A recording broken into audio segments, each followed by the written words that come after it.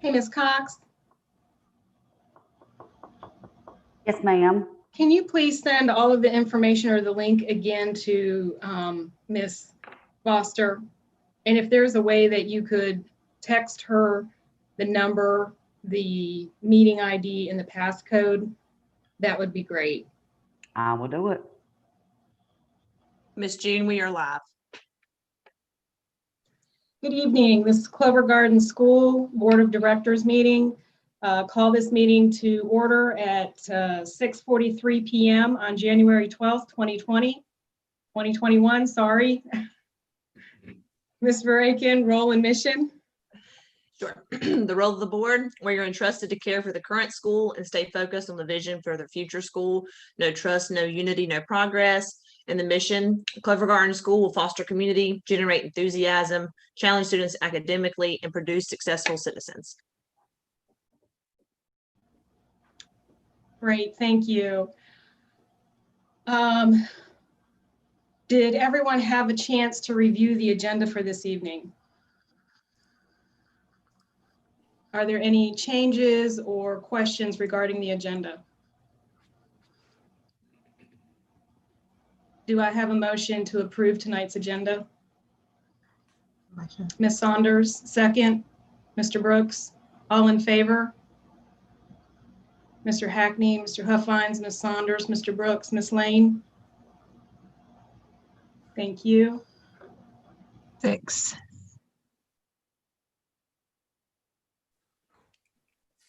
We have 2 minutes that we have to approve. We have the short virtual October 7th minutes that we need to approve, and also the December meeting. Did everybody have a chance to review both of those minutes?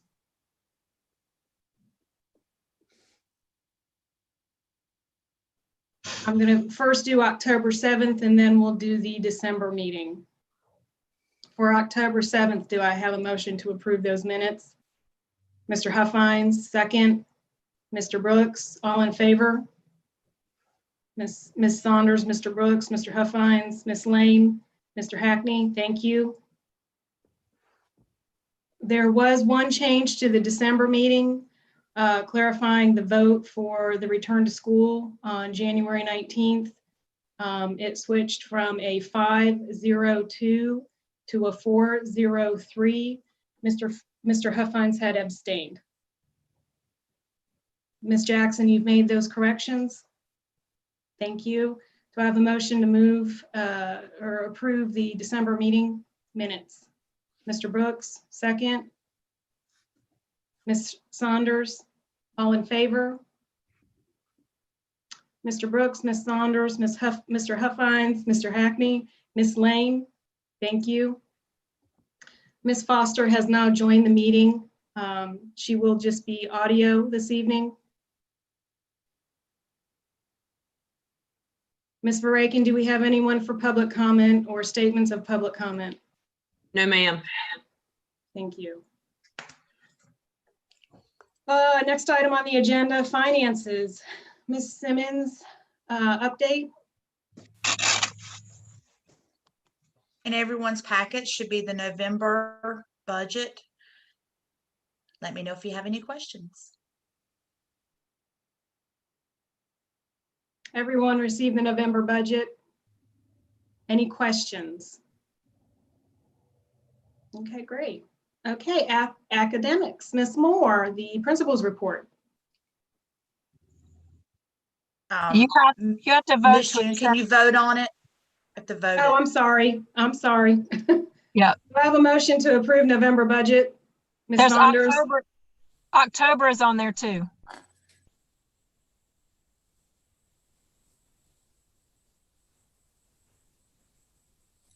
Do I have a motion to approve October and November's budget? Ms. Saunders, second. Mr. Brooks? Okay. I'm seeing head shaking. I'm sorry, Ms. Jackson, you may not have got the revised agenda. We had already approved October, so it's just November's budget. Just November. Okay. Okay. Sorry I'm about sorry. that, Ms. June. Okay, so let's try this one more time. November budget, motion to approve. Ms. Saunders, second. Mr. Brooks, all in favor? Mr. Brooks, Ms. Saunders, Mr. Huffines, Ms. Lane, Mr. Hackney, and Ms. Foster? Was a yay. Yes, ma'am. Okay. Now, Ms. Moore, we are moving on to the academics, principal's report. Hi, thank you so much. So you have a copy of this electronic principals report with you today, and just wanted to point out that it is green this month in honor and in of memory of Mr. Jacob Vernon, one of our precious third graders who passed away in December 21st. And so we just want to, that was his favorite color, and we want to just pay honor and memory to him today. So we've got some really exciting information for you about our holiday cards for service members. This is a project that our student council has done for many, many years, and COVID did not stop them from sponsoring that, that service project again this year. And even with parents and families dropping off cards, they still collected over 100 cards to be sent around the world to our service members. So I think that's awesome. You know, really cool stuff. Winter Wonderland event, it happened on December 18th. And let me tell you what, it was amazing. Ms. Saunders, we were talking about the snow earlier and how disappointed we were. They had snow at our Winter Wonderland. I mean, they worked so hard. Our enrollment committee pulled together. They worked with a lot of great community members to pull this off. We had a hot air balloon. Mr. and Mrs. Claus were there to hand out goodies. We just had all kinds of cool stuff. Fire truck was there. So there's a really sweet video that I included in our principal's report. Please check it out. It's just really cool to see our community pull together and do some really cool stuff for our kids. We want to give a shout out to the PTT for sponsoring the goodie bags. Every single child that came through received a goodie bag that had popcorn and hot chocolate and a candy cane. And then our elementary students, they also received a book that was wrapped. So they got to unwrap a present in the car line, and it was just so much fun. So we were really excited to be able to host that in all this craziness and to see our children. We have been working super hard with our enrollment committee on a virtual tour. We had a photo shoot last Friday with a gentleman from Charlotte. He came. I don't know if you've seen Google and the 360 pictures that they take, you know, that's all the way around. We have a tour with those kinds of pictures that is currently being put together. So our current families and our families that are brand new to Clover Garden and have never seen us before, they'll be able to take a virtual tour of our school. And we're really excited about this opportunity because we know that coming to a new school is scary and different and is a little uneasy. And we're excited that this virtual tour is going to help alleviate some of that, as well as help us with our lottery to advertise Clover Garden, since we can't give tours currently to prospective students and families. So this is going to be a really cool resource and tool for us to use for years to come. Cannot wait for it to be done so I can show it to y'all. And then I wanted to give a quick lottery update. So our lottery opened at 6 o'clock in the morning on January 4th. And within the first 24 hours, we had 99 applicants. That's awesome, y'all. And then currently today, the number is 207. So help us spread the word that our lottery is open and that we're excited to have new potential Grizzlies apply to Clover Garden.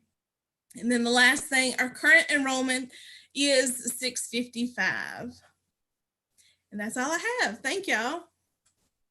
Thank you, Ms. Moore.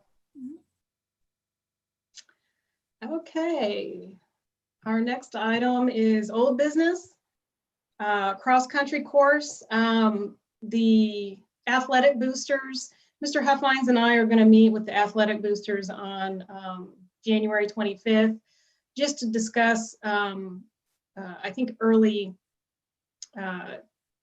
planning of what's expected, what we need them to bring to the board, and also what their plans, what they're allowed to do, how much property they can kind of plan with. So we are going to that meeting on the 25th and then give them a time frame of when they need to come before the board with their plan as discussed. Ms. Verakin, Title I. Nothing new to report at this time. Perfect. And Ms. Simmons, well monitoring reports. Yes, ma'am. In your packet, you will have a confirmation of the LCN submission for the lead tap water results that was due by December the 31st. Then you'll see that the submissions met requirements. Thank you. Any questions for Ms. Simmons? Okay. Next item is the reopening plan updates. Ms. Verakin. Okay. So I sent you guys the documents I'm going to kind of be referring to this evening, but just want to give you guys an update on current metrics and data for our community. So the first one I'm looking at is the COVID-19 in our community and where are we now. This is that color coordinated chart that we've provided to you from the North Carolina Department of Health and Human Services. And it talks about the transmission and the likelihood of transmission in the community. So if you look at that document, you'll see October's, November's, December's, and then January's. And so that is probably not a surprise to us, but the metrics have gotten significantly worse. So we're sitting right now, as of today, looking at core indicators. So number of new cases per 100,000 persons in the last 14 days. Alamance County, we're sitting at 1,095. Caswell, we're sitting at 1,119, and Guilford, we're sitting at 967. Those are all significantly higher than they were back just a month ago when we met in December. The percentage of positive tests during the last 14 days, again, this is the highest that we've seen yet. Alamance is sitting at 14.7%, which puts us again in the highest risk category. Caswell is sitting at 17.3%, which is highest risk category. And Guilford is sitting at 14.2%, and that also falls in the highest risk category. So kind of alarming there with the metrics and the updates there. I know you guys have seen the news and read articles and things of that nature, but just to give you a current update of what we're looking at currently. And then the governor did a news brief last week that I'm sure you guys are aware of. They were running numbers as of January 2nd. And I think that put about 96% of our counties in North Carolina out of 100. So 96% of us in the critical or red or substantial / orange categories. So what that means, critical, just to remind you based on this data, critical puts us in red. That's in high impact on our county hospitals. That's a very big concern right now is the overcrowded hospitals. And then substantial is in the orange category, and that's a moderate impact on county hospitals. Other documents in this, of course, are the trends by the counties as well for you to look at. And then on the last couple of pages there, we're looking at the projections. They are still thinking that January, the end of January, is going to be where we find or hit the peak. So that is something that we are still haven't quite got there yet. But they are predicting that that's still going to be when the peak hits. So I know this is not on your information, but I know Mr. Huffines usually asks me about this. So Alamance County, that serves about 52% of our population. Caswell's about 22%, and Guilford's about 21%. So those are our top 3 counties of kids that we serve. Okay, any questions about those metrics? Okay. Also in that packet that I sent you, want to talk, Dr. Vaughn, who's on our Health and Wellness Committee, found an article, and she speaks highly of the individual that was part of this study, part of this article that was written, but just peruse that at your leisure. I sent you both documents. I sent you the full article, and then I sent you like the summary article, but it just talks about as we're trying to send our kids back to school, next week we're starting off with our K2. It talks about the COVID risk being low for those young age groups of children for in-person school. So just take a look at that. Like I said, I just kind of perused the summary sheets, but it was pretty good information there. And she definitely was in support of the individual, and said that if they were to put their name on anything, she would definitely have trust in it. So that was a study from Duke University. So definitely take a look at that. Other updates, if Ms. Cox is ready, I'll kick it to her. We've been working really hard in and around the building trying to prepare for next week. It is finally here, and we are preparing for these kindergarten through second grade kids to come back on campus. So Ms. Cox, would you like to give us an update of kind of currently where we stand? Yes, ma'am. So I think with us being able to bring in those certain focus groups, it really was what I call trial error. And we have been very successful in tracking students, staff members, visitors, of where they're located within our facility and who they are in contact with. So I'm very confident in saying in what we have revised and built up, I am very confident with students returning back through that phase schedule. With that being said, based off of our weekly county meetings with Alicia, so just to wrap this up, Miss Tanner actually called me today and she said, hey, I've got a positive case that I think you might be aware of. And she said, but hold on a minute, I'm multitasking. I said, okay. I said, can you confirm the last name, ... And she said, yes. And I said, I'm so thankful that Clover Garden is ahead of the steps of the health department versus being behind and trying to catch up. That is why I'm very confident in our facility and being able to keep these students safe within and our staff with our guidelines and what we have put together at Clover Garden School.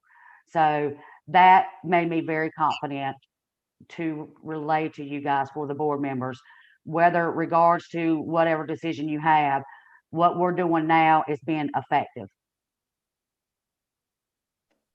Ms. Frank, do you think I've caught? I'm going to brag on Ms. Cox. She's not going to like it. She'll probably turn her video off. But Ms. Cox spends a lot of time and energy in training the staff on how to properly, share information that's confidential like that, what the policies are, what the procedures are for this.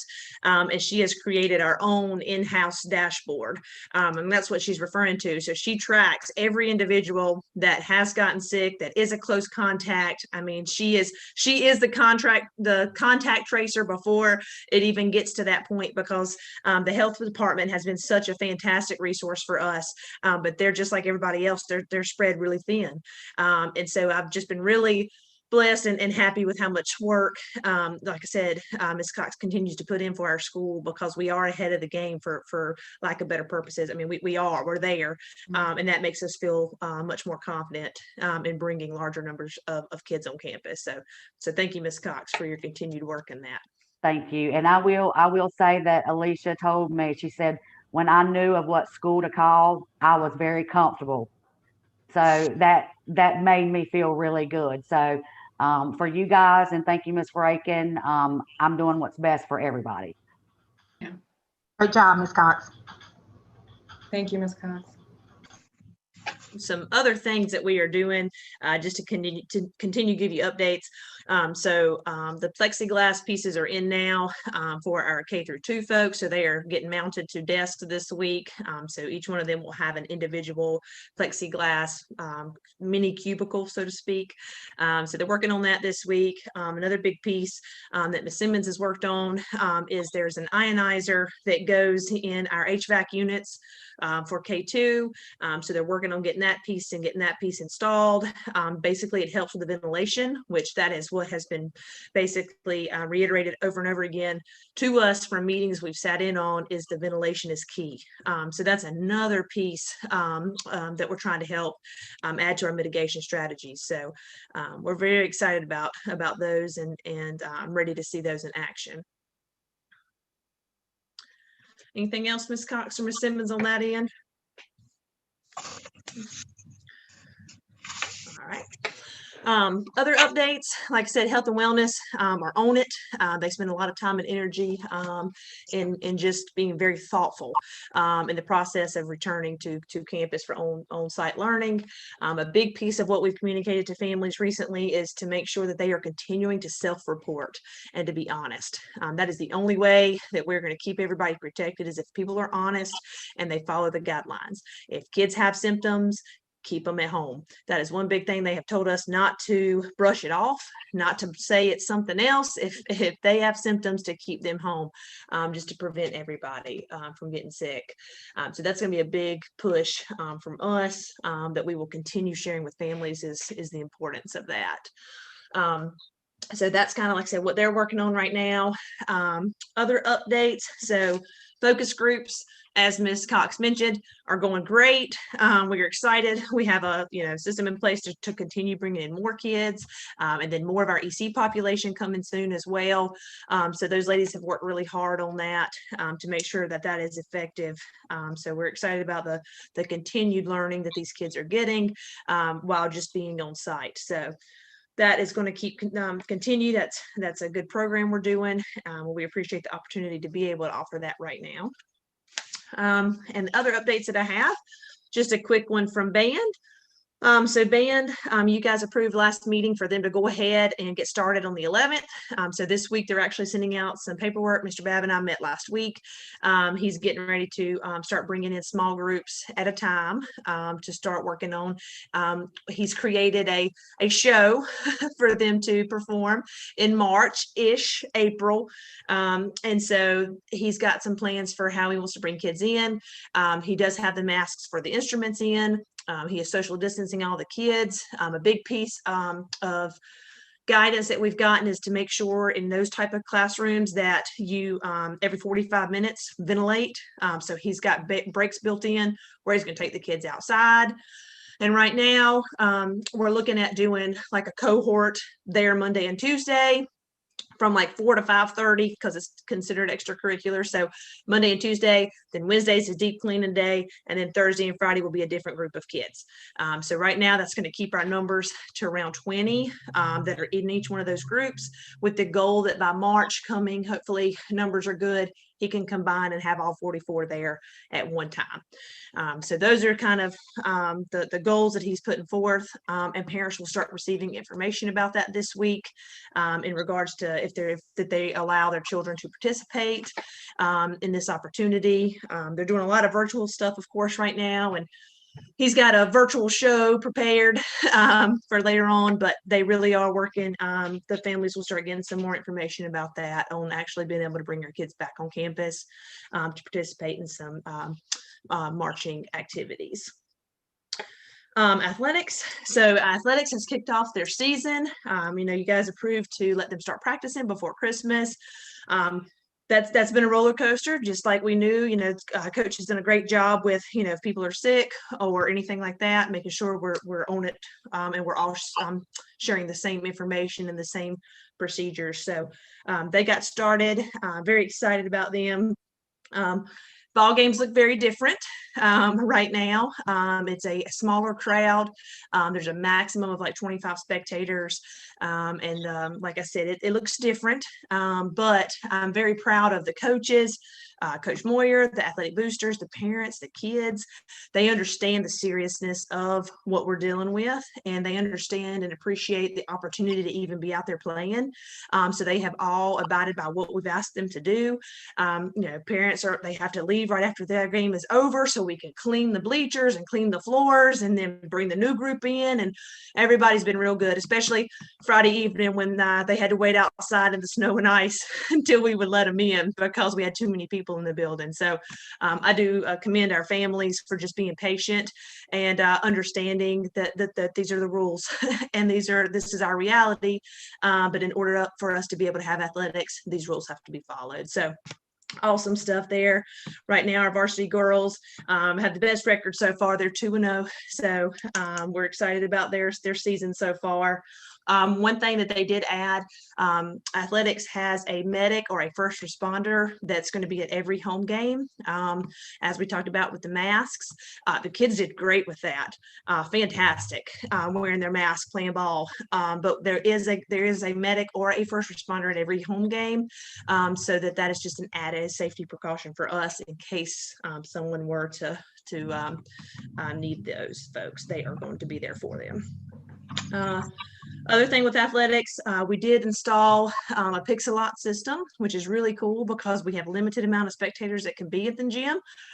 So if you are not from around here, or you just couldn't get to the game, or you have out-of-state grandparents, they can all watch the game live. It's really cool. Feels like you're watching ESPN because it's got the runner at the bottom, tells you what the score is, and the camera, the quality is fantastic.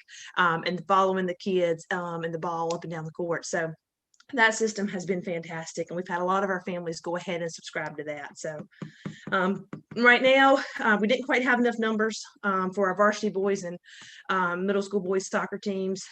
Basketball season overlapped, and so they just didn't have enough numbers. But coach is working on beginning in March, our spring sports. So our spring sports, we're hoping to start those up during the March month, or the month of March. All right, and that is it for those updates. Ms. Moore, did you want to share?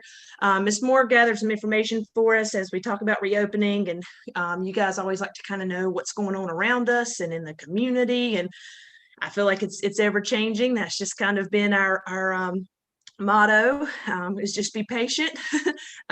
So I got her to gather some information for you and just kind of share with you kind of what some of the local school districts are doing. A lot of them are in board meetings this month. It's kind of a busy time for everybody. But Ms. Moore, did you want to share that information? Sure, yeah. So today, almost right before we started our meeting, ABSS announced that they are changing their original plan of coming back face-to-face in February. They've actually pushed that back to March 1st is when their elementary students are going to start coming in a cohort model. And then on March 8th, their middle and high school students are going to come in a cohort model. And then 6th through 12th grade students that have been selected to return to in-person learning will return on March 8th. So that's what's happening with ABSS. Caswell County Schools, they are currently on a Plan B. Their plan is to start their Plan B, which is the hybrid, starting in February. And I found that on their website. Guilford County currently, their elementary students are currently in person, and the middle and high school students are going to return to in-person learning on January 21st. And they have a board meeting tonight as well, so that might change. And then Durham County Schools, they announced last week or early this week that they are going to be Plan C from now until the end of school, which is all virtual. Randolph County Schools is continuing on their Plan B, which is their hybrid model. And then for our local charter schools, River Mill is going to start face-to-face learning on February the 8th. And then their schedule is 1 week on in face-to-face and then 2 weeks off being virtual and rotating.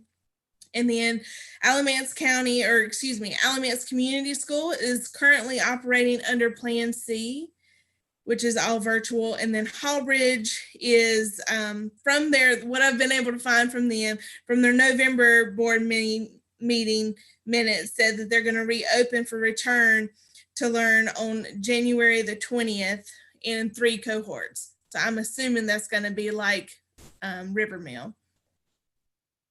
But those are the schools that we've been watching.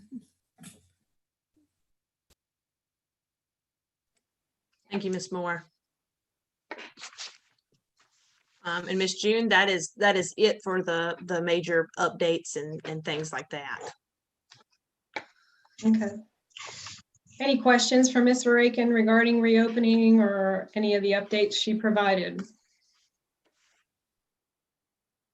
Okay. Next item is governance committee updates. Not a lot of activity, so I don't think there's any updates at this time for any of the committees. Please correct me if I'm wrong right now for the past There month. is no current governance update, but apparently Mrs. Simmons has something for us to work on soon. Yes, Yes. she does. Okay. On to new business. Want to thank Ms. Foster for her interim service as finance chairperson and treasurer. I'd like to make a motion to have Ms. Ashley Lane, be the finance chairperson and treasurer for Clover Garden School. Do I have a motion, Mr. Brooks?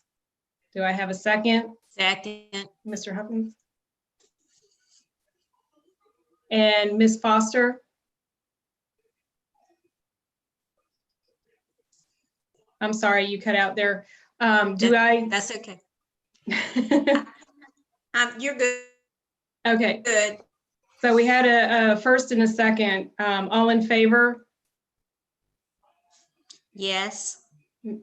Ms. Foster, Mr. Hackney, Ms. Lane, Mr. Huffines, Ms. Saunders, and Mr. Brooks. Thank you.